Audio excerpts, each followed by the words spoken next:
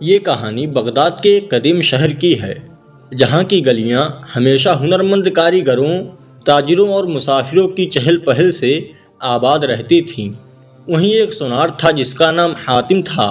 اس کی دکان پر بیش قیمت زیورات، خوبصورت ہار اور نایاب اشرفیاں رکھی رہتی تھیں۔ ایک دن ایک عجیب و غریب مسافر حاتم کی دکان پر آیا۔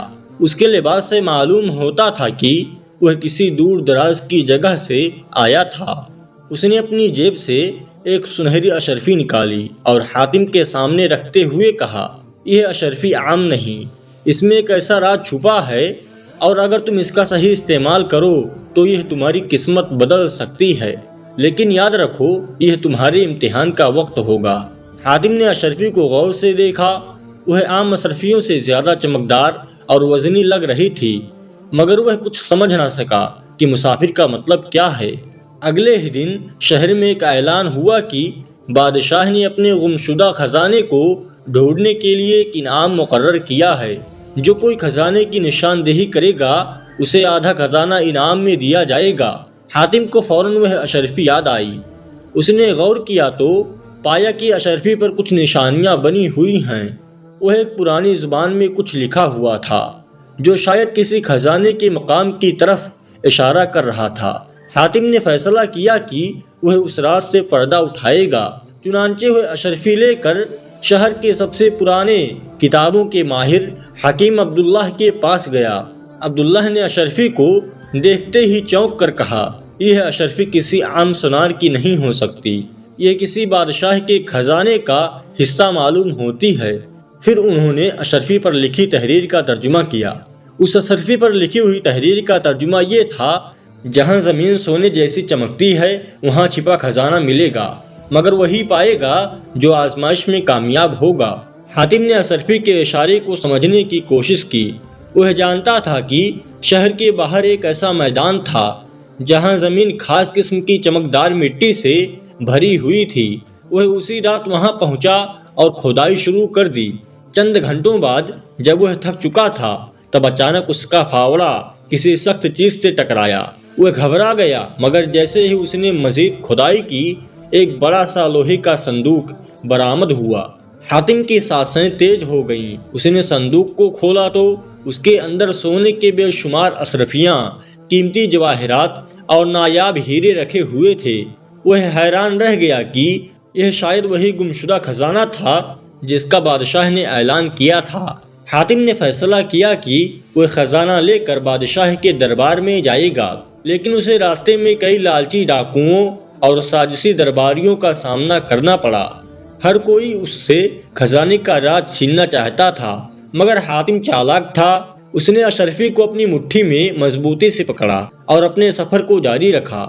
آخر کار جب وہ بادشاہ کے دربار میں پہنچا تو اس نے نہ صرف خزانے کی خبر دی بلکہ اپنی ایمانداری اور بہادری بھی ثابت کر دی۔ بادشاہ بہت خوش ہوا اور اعلان کیا کہ خزانے کا آدھا حصہ حاتم کو دے دیا جائے گا۔ حاتم نے جب خزانے کا جائزہ لیا تو اسے ایک اور حیرت انگیز بات معلوم ہوئی۔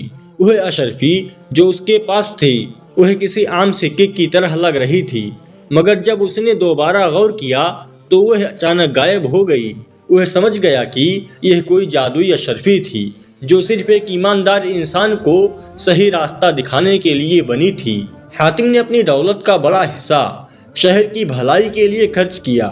اس نے مدرسے بنوائے، غریبوں کے لیے کھانے کا انتظام کیا اور اپنے فن سے مزید خوبصورت زیورات بنائے، مگر وہ اشرفی دوبارہ کبھی نظر نہ آئی۔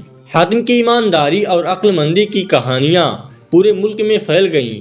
لوگ حاتم سے مشورے لینے آنے لگے اور اس کا شمار بادشاہ کے خاص مشیروں میں ہونے لگا، مگر حاتم کی زندگی کا سب سے بڑا سوال اب بھی باقی تھا۔ وہ اشرفی کہاں گئی اور کیا اس کا راز مکمل طور پر کھل چکا تھا؟ سال گزرتے گئے، حاتم نے شادی کر لی اور اس کے 2 بیٹے ہوئے، حسن اور فہد۔ وہ اپنے والد کی طرح محنتی اور ذہین تھے، مگر ایک چیز میں فرق تھا۔ حسن زیادہ سنجیدہ اور ایماندار تھا، جبکہ فہد زیادہ مہم جو اور قسمت آزمانے والا تھا۔ حاتم اپنے بیٹوں کو کہانیاں سناتا، خاص طور پر جادوئی اشرفی کی کہانی۔ وہ دونوں حیرت سے سنتے، مگر فہد کے دل میں ایک تجسس بیٹھ گیا۔ ایک رات فہد نے چپکے سے والد کی پرانی کتابیں نکالیں اور اس تحریر کو پڑھنے لگا جو حاتم نے کبھی اشرفی سے سیکھی تھی۔ جہاں زمین سونے جیسی چمکتی ہے وہاں خزانے کی جڑ ہے، مگر جو نیکی کا راستہ چھوڑے وہی سب کچھ کھو دے گا۔ فہد نے سوچا کہ شاید وہ اشرفی ابھی بھی کہیں موجود تھی، اگر وہ اسے دوبارہ تلاش کر لے تو شاید کوئی اور بڑا خزانہ مل سکتا ہے۔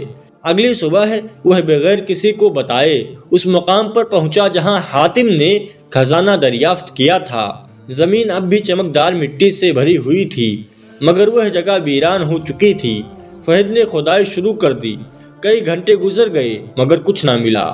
جب وہ مایوس ہو کر پلٹنے لگا تو اچانک اس کے پاؤں کے نیچے زمین ہلکی سی دھنس گئی اور ایک عجیب سی چمکدار چیز ظاہر ہوئی۔ فہد کے دل کی دھڑکن تیز ہو گئی۔ اس نے اشرفی کو اٹھایا اور جیسے ہی اس کے ہاتھوں نے اسے چھوا ایک عجیب سی سرگوشی اس کے کانوں میں سنائی دی، نیکی اور لالچ میں فرق کر ورنہ سب کچھ کھو دے گا۔ فہد نے چونک کر ارد گرد دیکھا مگر وہاں کوئی نہ تھا۔ اس کا دماغ الجھ گیا۔ فہد نے خود سے بولا، اگر یہ اشرفی واقعی جادوئی ہے تو مجھے اس سے فائدہ اٹھانا چاہیے۔ وہ اشرفی لے کر ایک مشہور جوہری کے پاس گیا اور اسے فروخت کرنے کی کوشش کی، مگر جیسے ہی اس نے اشرفی کو جوہری کے ہاتھ میں رکھا وہ سادہ سی پیتل کی بنی ہوئی نظر آنے لگی، جیسے کہ وہ عام دھات کا کوئی سکہ ہو۔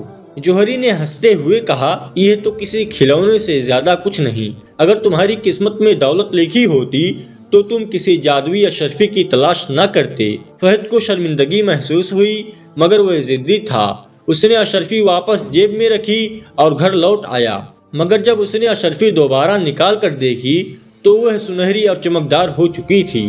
اب وہ سمجھ چکا تھا کہ یہ اشرفی صرف ایماندار شخص کے ہاتھ میں اپنی طاقت ظاہر کرتی ہے، اور جو لالچ کرتا ہے وہ اسے ایک عام سکے کی طرح دیکھتا ہے۔ جب حاتم کو یہ سب معلوم ہوا تو وہ اپنے بیٹے سے بہت ناراض ہوا۔ حاتم نے کہا، یہ اشرفی نہ دولت کے لیے ہے اور نہ ہی کسی کو امیر بنانے کے لیے، یہ صرف ایک سبق سکھانے کے لیے بنی تھی۔ اگر تم نے اس کا غلط استعمال کیا تو یہ ہمیشہ کے لیے کھو جائے گی۔ فہد نے شرمندہ ہو کر اشرفی اپنے والد کے ہاتھ میں دی، مگر جیسے ہی حاتم نے اسے پکڑا وہ غائب ہو گئی۔